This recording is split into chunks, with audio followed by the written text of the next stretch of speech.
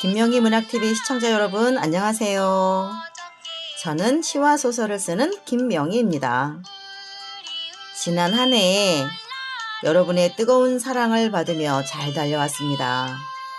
감사의 마음 담아서 저 김명희가 여러분께 새해 설날을 맞아 큰 절 올립니다. 자, 절 받으세요.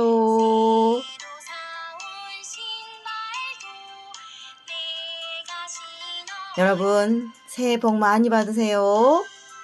그리고 올해도 많이 등단하시고 문학상도 많이 받으세요.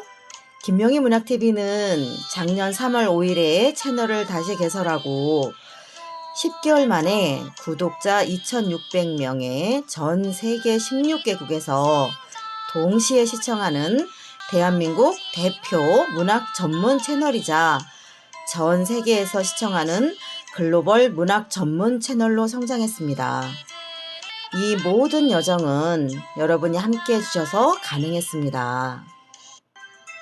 여러분의 소중한 댓글을 보면 제가 올려드리는 영상 강의 자료들이 어디에서도 보기 드문 최고의 문학 정보들로 가득해서 홀로 글을 쓰실 때마다 김명희 문학TV가 곁에 있어 외롭지 않고 항상 든든하다는 말씀들을 많이 주십니다.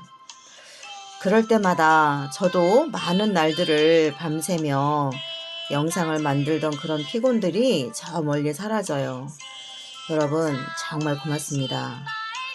2022년 한 해도 김명희 문학TV는 여러분 손 꼭 잡고 함께 묵묵히 달릴 것입니다.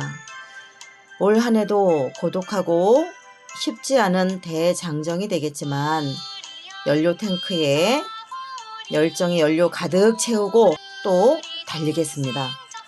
김명희 문학TV 열차에 여러분 모두를 태우고 제가 운전석에 앉겠습니다. 그래서 여러분 모두 오래 꿈꿔온 멋지고 아름다운 문학의 결실들 많이 이루시도록 제가 도와드리도록 하겠습니다. 이번 강의도 지난날 외부 강사로 초청받아 강의했던 자료 중에서 저작권이란 무엇인가에 대한 영상 강의입니다. 앞으로도 수천 건에 달하는 문학 정보를 준비 중이니 많이 기대해 주세요. 외부 강의했던 자료는 이번까지 끝나요. 다음에 올라오는 영상들은 제가 또 직접 촬영하는 자료들이 될 겁니다. 그리고 오늘 여러분 저의 절 받으시고 저에게 세뱃돈 주실 분들은 요 위에 후원 계좌를 이용해 주세요. 그러면 감사하겠습니다. 여러분이 주신 설날 세뱃돈은 여러분을 문학 전문인으로 양성하는데 소중한 연료로 사용될 것입니다.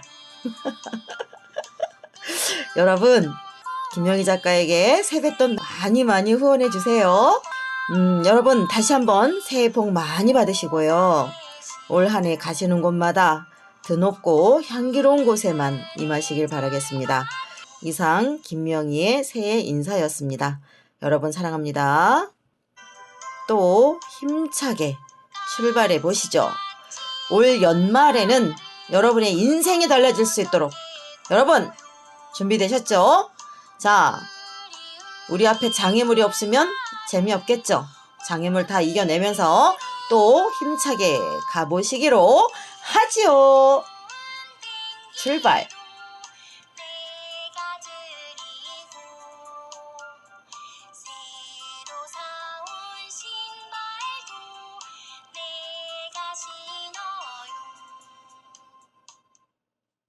문예 창작 저작권에 대해서 여러분께 말씀을 한번 드려볼게요.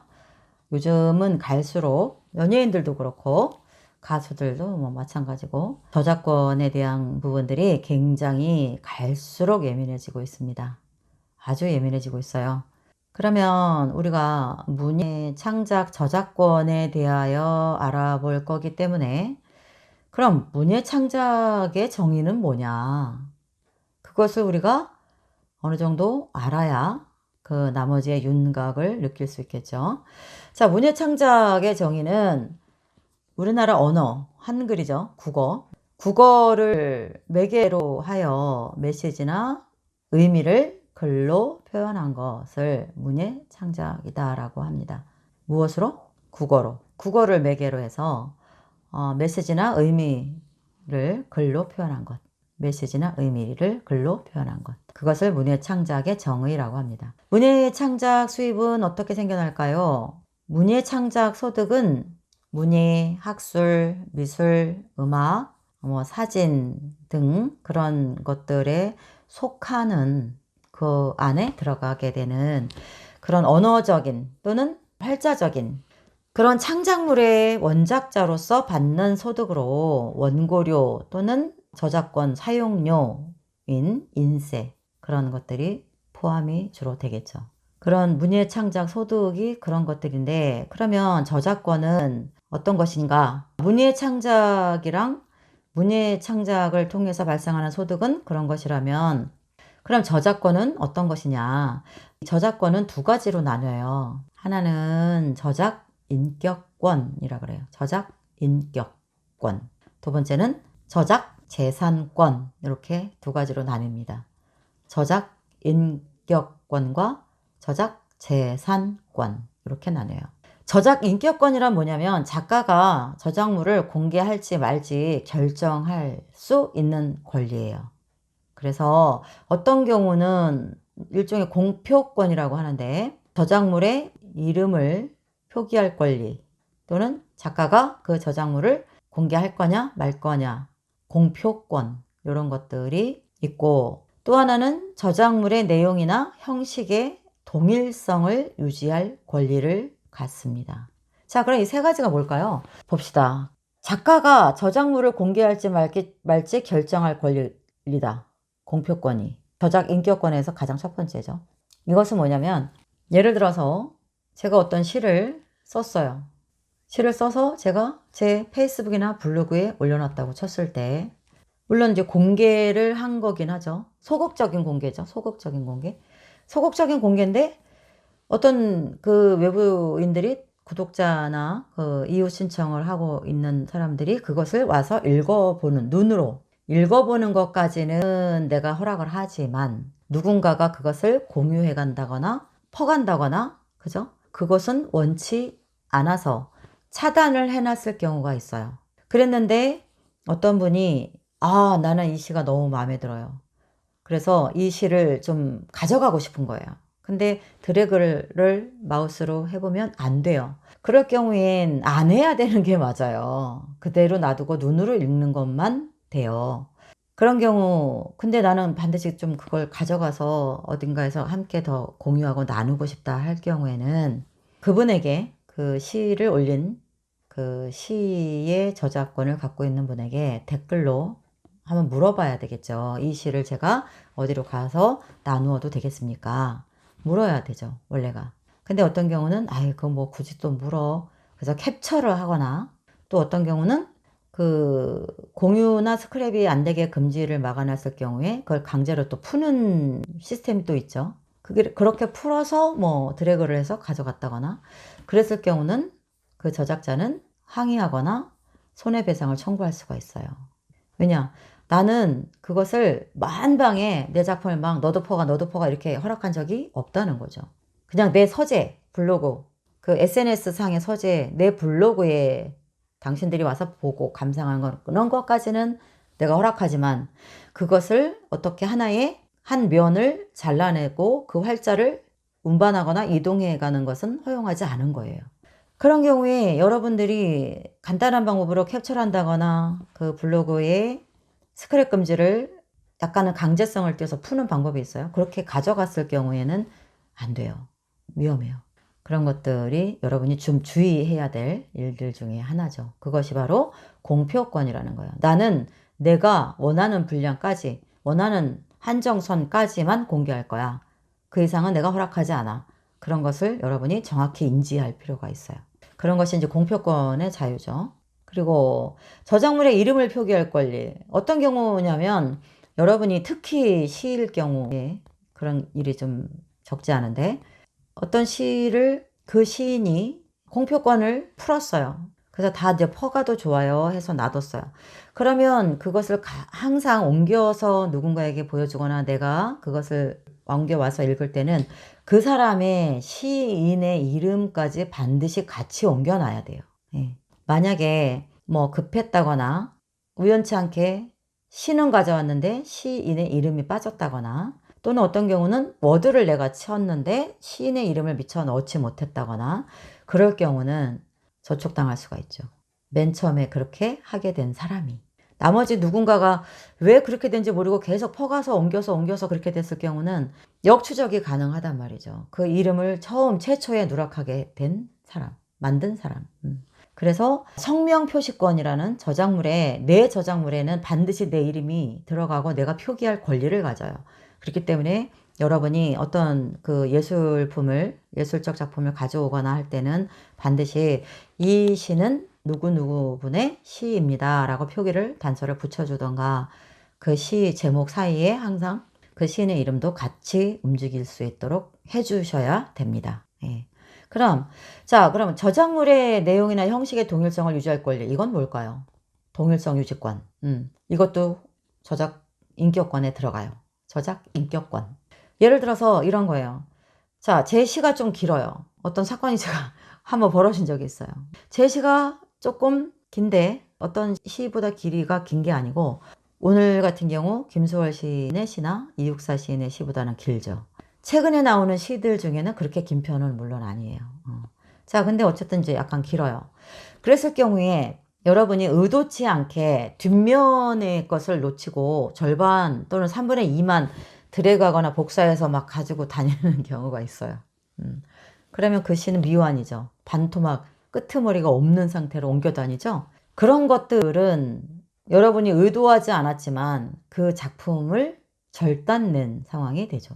그건 뭐냐면 그 시인이 최초에 그 작품을 처음 SNS에 오픈하고 공개했을 때 있는 그 자체 그대로 옮겨 다닐 권한이 있는 거예요. 그것이 마지막 한 문장까지 오로지 함께 했을 때 그 시 전체의 하나의 예술작품의 가치를 완성하기 때문에. 그런데 예를 들어 5연까지 장시가 있는데 4연까지 그냥 쭉 잘라서 옮겨 다녔다던가 그렇게 되는 것은 그 시인에게는 굉장히 치명적인 행위가 되죠. 의도하지 않더라도. 왜냐?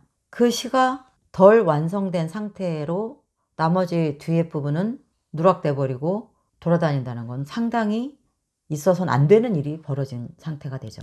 그럴 때마다 뭐 시인들이 그것을 역추적하고 누가 내 시를 이렇게 절단내서 옮겨 다녔냐 이렇게 뭐 따지지는 물론 않아요. 그러나 언제든 문제가 될 수 있다는 거죠. 그 시인이 마음만 먹으면.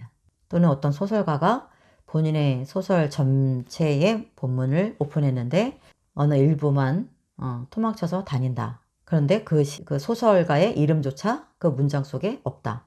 그러면 그 문장이 누구의 것인지 주인이 없어져 버렸죠. 미아가 된 거죠. 그랬을 경우는 일반인들이 어떤 생각을 할 수 있느냐. 요 부분 문장 괜찮은데? 그러면 내가 좀 갖다 써볼까? 이렇게 긴장이 무너지는 상황이 오죠. 어떤 소설가의 작품이라고 인지할 수 없기 때문에 그런 참사가 벌어지기도 합니다. 그래서 여러분들 중에는 그런 분이 없겠죠. 그러나 특히 앞으로는 갈수록 타인의 저작물은 항상 조금 더 긴장하고 다루시는 것이 좋습니다.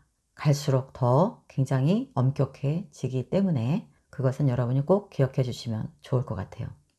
자, 그러면 저작 재산권은 뭐냐? 저작물을 재산처럼 사용하는 권리죠. 복제권, 전시권, 배포권 이렇게 있어요. 대략. 그래서 내가 낸 시집을 뭐 더 계속 복제해서 2차, 3차 낼 수 있다거나 어디에 시화를 한다거나 그런 전시할 수 있는 것. 그 다음에 이제 배포는 뭐 출판까지 다 포함되겠죠? 배포권 등이 있는 거죠. 그럼 저작재산권의 기간은 저작자의 사후 원래는 50년이었어요. 50년. 사후 50년이었는데 바뀌었죠. 저작권법이 바뀌었습니다. 사후 50년에서 70년으로 바뀌었어요. 늘어났죠. 예를 들어서 제가 2021년 올해 사망했다. 그러면 2021년에 제가 사망했으면 2090년, 91년까지는 저작료가 계속 나오는 거죠. 저작권의 권리가 있는 것이고. 근데 저작권의 기간이 사후 50년에서 70년으로 왜 바뀌었을까요? 여기엔 재밌는 일이 있어요. 재밌는. 이거는 이제 어쨌든 사후 70년이라는 건 여러분이 반드시 인지를 하셔야 되고, 왜 70년이 됐느냐? 미키마우스 여러분 아시죠? 미키마우스. 생쥐. 춤도 잘 추고. 미키마우스의 저작권 시효를 늘리기 위해서 어떠한 일이 벌어졌어요. 그 기점에서부터 저작권의 기간이 사후 50에서 70년, 20년이 무려 늘어납니다. 왜 늘어나느냐? 미키마우스는 저작재산권으로 전 세계적으로 가장 돈을 많이 벌어들이는 캐릭터 중에 하나예요. 미키마우스. 네. 그리고 미니마우스와 도너들도까지 해서 매년 60에서 100억 달러를 벌어들인다고 합니다. 이 미키마우스가. 그 애니메이션 그림 하나가. 그 주인공 하나가. 미키마우스 mp3, 뭐 미키마우스 플레이어, 미키마우스 휴대폰 케이스, 미키마우스 시계, 미키마우스 티셔츠, 미키마우스 인형, 미키마우스 키홀더 등등등등등. 미키마우스 캐릭터의 사용 대가를 월트 디즈니사에 지불하기에 가능한 것들, 어마어마한 돈줄을 붙잡기 위한 월트 디즈니사의 엄청난 로비가 벌어졌다고 하는 거죠. 그렇게 해서 결국은 그 참 대단하죠. 법을 바꿔버렸어요. 월트 디즈니사가 60에서 100억 달러의 그 매년 수입을 더 권리를 찾기 위해서. 그럼 20년 치니까 이건 뭐 천문학적이죠. 예. 그런 상황이면 그들이 무리한 것도 아닐 것도 같아요. 어쨌든 고마운 거죠. 저도 예술가 입장에서는 20년을 늘려줬으니까요. 예. 그러면 저 같은 경우도 제가 사망을 하면 그 시점, 사망한 해 그 시점부터 70년을 제가 이 생에 놓고 가는 모든 저의 저작물들의 저작권료가 저희 지정한 후손, 자녀나 뭐 배우자나 후손에게 가겠죠. 예. 근데 50년 동안 가는 것도 굉장한데 20년이 더 늘은 거죠. 그래서 70년이 됐으니까요. 그렇게 엄청난 로비로 미키마우스 뭐 법이라고 하는 별명이 붙을 만큼 법을 바꿨어요. 저작권법을. 그래서 바뀌었죠. 이렇듯 저작권의 대상이 되는 저작물에는 이런 미키마우스 같은 캐릭터뿐이 아니라 소설, 시, 논문, 강연 이렇게 저처럼 하는 강연도 저작권이 있어요. 예. 강연 그리고 뭐 각본, 음악, 연극, 무용, 회화, 서예, 어떤 그 디자인 도안, 조각, 공예, 건축물도 있습니다. 사진, 영상, 도형, 컴퓨터 프로그램, 작곡, 영화, 뭐 춤, 댄스도 저작권이 있어요. 맨 처음에 누군가 만들어냈다 그럼 그 사람이 저작권이 있어요. 그래서 어떤 연예인이나 어떤 그 댄스 그룹이 그거를 좀 사용해야 되겠다 그러면 저작권료를 내야 되죠. 또는 그림, 뭐 네이버상에 나오는 지도 이런 것들도 다 저작권이 있습니다. 그 저작물에는 물리적 매체뿐만이 아니라 디지털화된 형태 역시 해당돼요. 문자 형태. 예. 문자 형태의 저작물도 있고 이뿐만 아니라 컴퓨터로 작성한 건축, 설계, 도면 같은 거, mp3와 같은 음악 저작물, DVD, 영화, 비디오 같은 영상 저작물, 심지어는 소프트웨어 프로그램 저작물, 그 밖에 어떤 디지털화된 미술이나 사진 저작물 등 모두 디지털 저작권의 보호 대상입니다.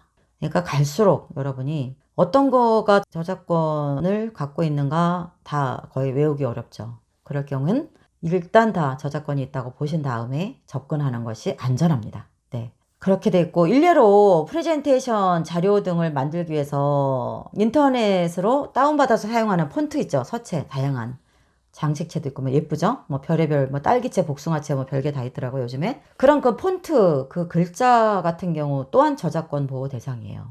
그러니까 여러분이 그 프레젠테이션 자료 잘 만들기 위해서 이것저것 그런 어떤 활자를 갖다 쓰실 때도 정말 조심하셔야 돼요. 네. 자칫 잘못하면 여러분이 속해 있는 그 소속 센터나 단체까지도 그거에 대해서 감당을 해야 하는 복잡한 상황이 벌어지기도 합니다. 그러니까 여러분이 이미 다 아시겠지만 오늘 영상 강의를 들으신 분들은 특히 저작권을 굉장히 엄중히 지켜주시고 보호해 주시고 어떤 걸 사용할 때는 항상 반드시 알아보고 진단해보고 가져가서 사용하시는 게 좋을 거예요. 그 다음에 여러분도 이제 그만큼 그 폰트, 다양한 폰트도 이용 조건을, 라이선스를 정확히 꼼꼼히 확인해 보실 필요가 있다는 거 다시 한번 말씀을 드리고 이렇게 생각하면 간단해요. 여러분도 자녀가 있죠. 아직 뭐 결혼 안 하신 분은 없겠지만 앞으로 낳을 테죠. 그죠? 자녀를 낳으면 어때요? 굉장히 소중하고 예쁘죠? 얼마나 예뻐요. 사랑스럽고. 그리고 그 아이가 어디에 또 있고 있는 게 아니죠. 유일하게 그 아이는 유일하게 그 아이 이 하나인 거죠. 소중하고. 그 아이를 뭐 우리가 복수할 수 없죠. 그죠? 고유성이죠. 어느 날 한번 이렇게 생각해 보자고요. 그 저작권에 대해서 때로는 좀 어떤 분은 약간 불편하거나 짜증날 수도 있을 거예요. 뭐 이렇게 복잡해! 이럴 수 있죠. 쓴다는데. 쓰면 본인도 홍보해 주는 거지. 뭘? 이렇게 생각할 수 있어요. 얼마든지. 얼마든지 그럴 수 있어요. 근데 이렇게 보자는 거죠. 여러분이 자녀가 있는데 어느 날 여러분의 자녀를 누군가가 여러분한테 말도 안 하고 데려갔어요. 그래서 회사 갔다가 집에 와서 아무개 엄마 왔다 그리고 열었는데 우리 그 아이가 여느 때는 늘 그 시간이면 유치원 갔다가 집에 와서 엄마 하던 아이가 없는 거예요. 그러면 누군가가 그 아이를 여러분께 허락도 없이 어딘가 데려갔다면 납치죠. 이건 납치잖아요. 그죠? 범죄죠. 엄청난 범죄죠. 어떻게 여러분의 자녀를 여러분에게 허락 없이 그 아이를 무단으로 데려가거나 얼로 사라질 수가 있어요. 그건 있을 수 없는 일이죠. 그죠? 작가에게 작품이 그래요. 자식 같아요. 자식. 정말 끔찍하게 소중한 자식이죠. 분신과 같은 존재죠. 왜냐하면 작가가 어떤 작품 하나 쓸 때는 자기의 그 혼을 덜어내는 거거든요. 수명을 줄이면서 모든 걸 다 그 속에 기를 불어넣는 거거든요. 그러다 보니까 우리가 내 자식을 낳으면 출생신고하고 등본에 내 자식 아들 딸이라고 올리고 죽을 때까지 부모 자식 간의 그 사이로 증명이 되잖아요. 누구도 내 자식을 함부로 뺏어갈 수 없죠. 왜? 서류가 있고 다 증거가 있고 하기 때문에. 물론 뭐 DNA 검사도 할 수 있겠지만 그렇게까지 안 가도 이미 여러분은 이미 다 서류가 증명이 되고 있죠. 그 아이가 내 딸이라는 거, 내 아들이라는 거. 작가에게도 작품이 자식과 같아서 영원히 그 작품을 작가는 본인의 작품을 스스로 보호하고 그 작품이 갖는 가치나 책임에 대해서 여러 권한을 갖게 돼요. 가져야 하고 반드시 가져야 하죠. 저작권은 그 창작물을 만든 사람들의 노력과 가치를 인정하고 만든 사람, 즉 저작자 권리를 보호하고자 만들어진 것이죠. 그래서 영원히 그 작품을 스스로 보호하고 그 작품이 갖는 가치나 책임에 대한 이런 권한을 그 예술품을 만든 사람에게는 그런 권한을 주고 갖게 되는 거죠. 그래서 여러분이 반드시 신경을 쓰면서 하셔야 될 부분 중에 하나가 뭐냐면 그 작품을 선택할 때 반드시 저작권에 해당이 되는가 보시고 선택을 하셔야 돼요. 그 시인이나 소설가나 그 1962년 전에 사망한 분인가 확인을 반드시 하셔야 돼요. 그렇게 해서 저작권에 문제가 없는 작품인가 반드시 확인하고 사용해 주시기를 바랄게요. 자, 이것은 매우 예민한 상황이에요. 그러니까 여러분이 꼼꼼히 잘 확인해 주셔야 돼요. 자칫 잘못하면 여러분이 문제가 번질 수가 있어요. 그러니까 항상 조심해 주시고 여러분의 아들, 딸을 누가 허락 없이 데려가서 자식을 삼는다거나 아까 얘기했죠. 함부로 뭐 일을 시킨다거나 그러면 여러분이 살인나겠죠. 그죠? 아니 내 그 끔찍한 새끼를 데려다 자식을 데려다가 이렇게 대할 수가 있냐고 살인나죠. 저도 살인날 것 같아요. 농담이에요. 농담이고 그만큼 이제 작가에게도 여러분이 끔찍하게 생각하는 자녀처럼 작가에게는 모든 작품이 정말 끔찍하게 아끼는 자식과 같다. 그렇게 간단하게 생각해 주시면 저작권 문제가 아마 여러분이 충분히 이해가 되고 협조할 수 있을 거예요. 아시겠죠? 오늘은 여기까지 하고요. 끝까지 다 들어주셔서 감사합니다. 다음에는 좀 더 재밌고 더 다양한 지식과 문학 정보를 가지고 돌아올게요. 감사합니다. 수고하셨어요. 안녕.